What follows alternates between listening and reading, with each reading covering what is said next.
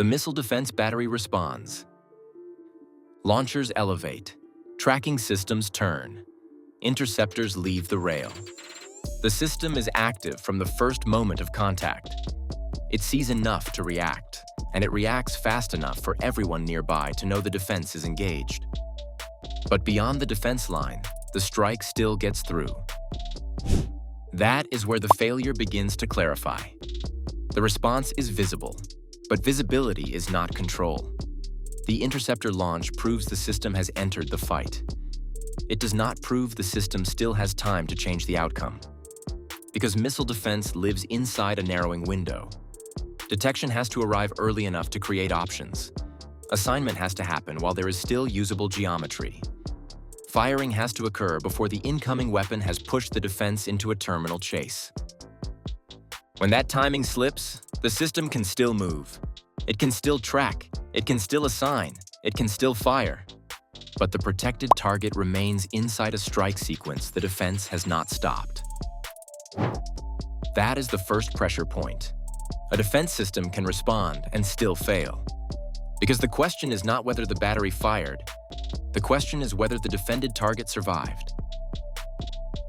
And once that target is hit, the visible response becomes something colder. It becomes evidence that the system was still moving after prevention had already started to slip away. Russian missile defenses respond, but the strike still gets through. That is not the same as doing nothing. It is more dangerous than that. It means the system entered the fight, spent time, exposed its position, committed interceptors, and still failed to change the outcome that mattered. The failure is not absence of response. The failure is response without prevention. And that failure begins before the explosion is visible. It begins in the gap between action and effect.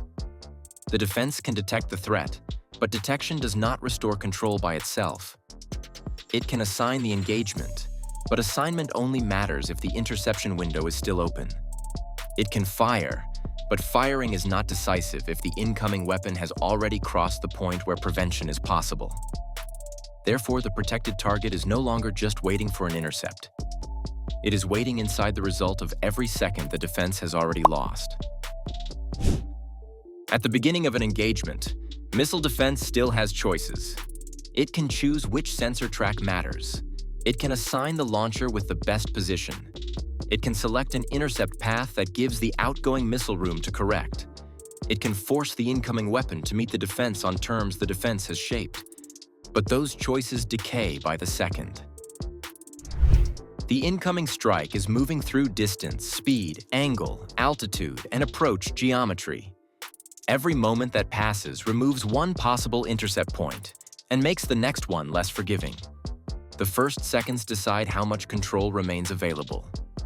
If detection is early, the defense has space. If detection is late, the system starts inside compression. Then assignment becomes more fragile.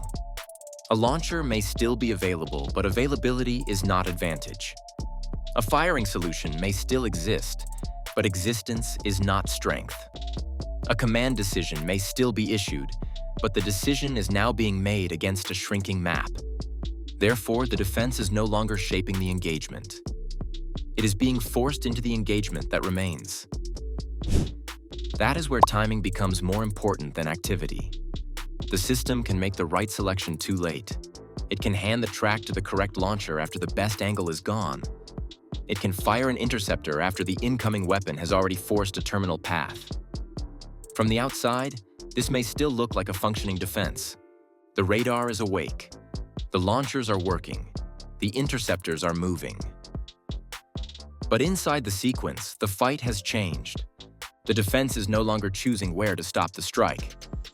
It is chasing the last available point where a stop might still be possible. That difference matters. A defense that controls the early window can deny the strike before impact becomes likely. A defense trapped in the late window has to make every action perfect just to recover from the time already lost. And perfection is a dangerous doctrine to rely on. Guidance has to hold. The intercept path has to remain viable.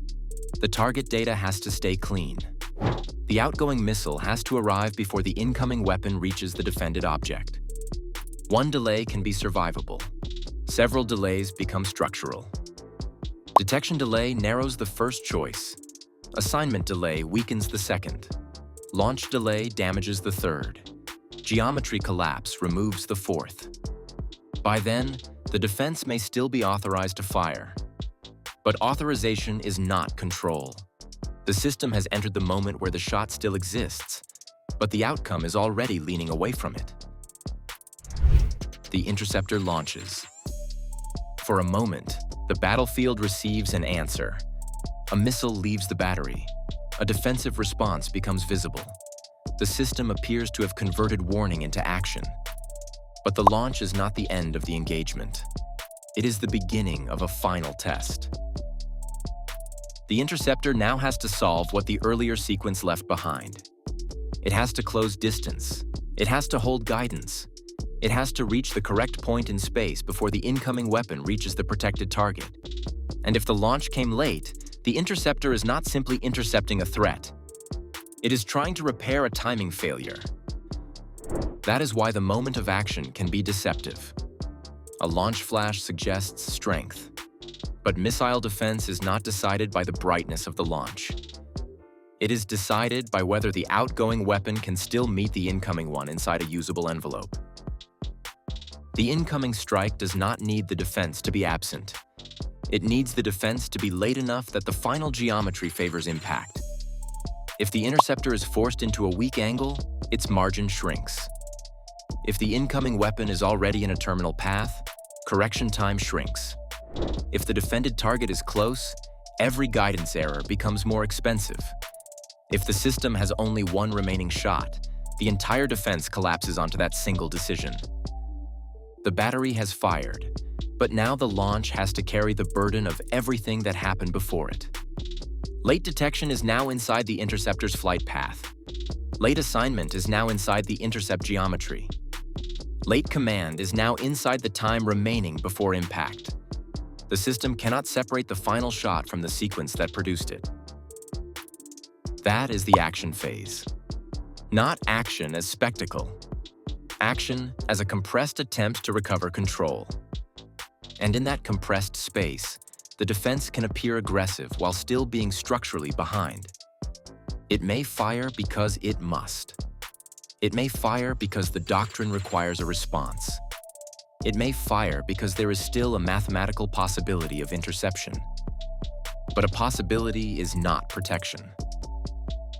A final shot taken under pressure is not the same as an engagement shaped from the start. By now, the defended target has become the measure of every earlier decision. If the interceptor misses, arrives late, loses track, or fails to change the incoming path, the sequence does not pause to explain why. The strike continues. The target remains exposed. And the defense, still visible in the foreground, becomes a witness to the consequence it was supposed to deny. That is the brutal reversal of the action. The system has moved all the way from detection to launch, but the strike is still moving toward impact.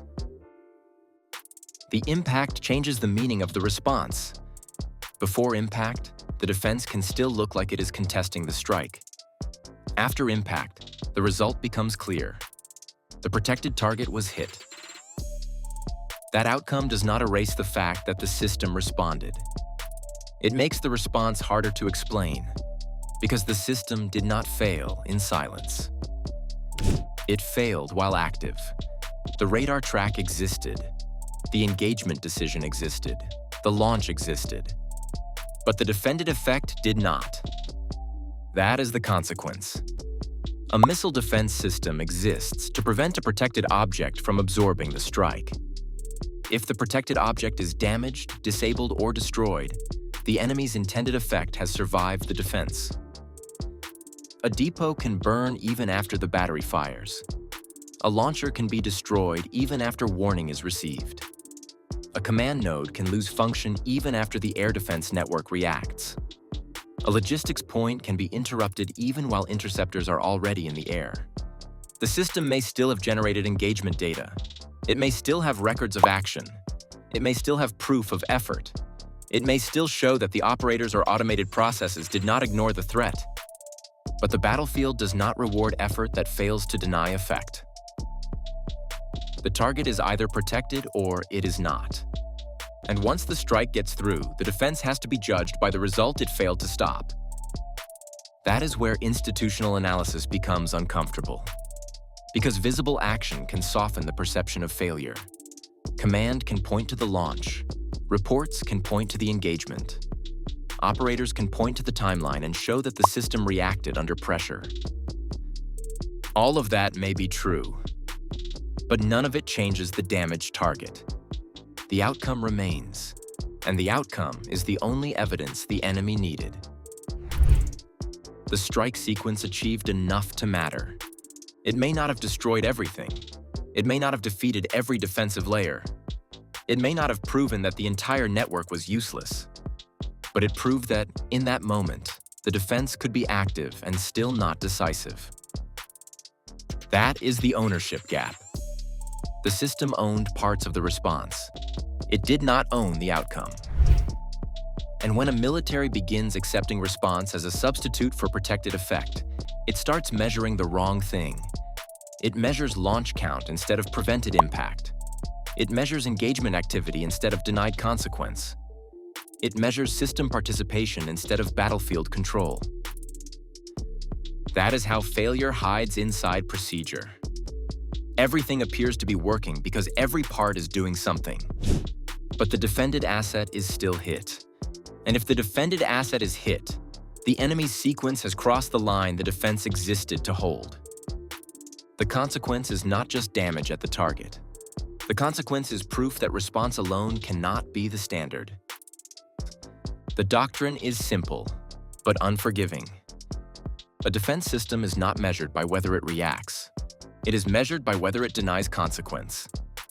The first question cannot be, did the battery fire? The first question has to be, did the protected target survive? Everything else serves that answer. Detection matters only if it creates usable time. Assignment matters only if it preserves viable geometry.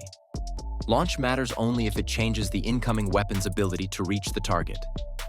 Command activity matters only if it restores control over the result. Otherwise, the system can remain active while losing the outcome. That is the deeper failure in response without prevention. The defense still has motion. It still has procedure. It still has evidence of action. But the protected object still takes the hit. Therefore, the real design problem is not simply how fast the system can respond. It is how early the system can create denial. The defense must see soon enough to shape the engagement. It must assign cleanly enough to preserve geometry. It must fire before the shot becomes a chase. It must hold enough control that the incoming weapon cannot continue through the response. Because once the prevention window is gone, speed changes meaning. Launch becomes late evidence. Command becomes documentation. Activity becomes aftermath. And the defended outcome is already being decided somewhere beyond the system's reach. This is why active defenses can fail in ways that are difficult to admit. There is no clean silence to blame. There is no empty radar screen. There is no total absence of action. There is only a system that did many visible things and still did not stop the one thing it existed to prevent. That is the institutional warning. Do not confuse activity with control. Do not confuse engagement with denial. Do not confuse response with prevention. A missile defense system can answer the strike and still lose to it. And when that happens, the failure is not proven by what the system failed to do. It is proven by what the enemy was still able to achieve. The defense responded, but the outcome belonged to the strike.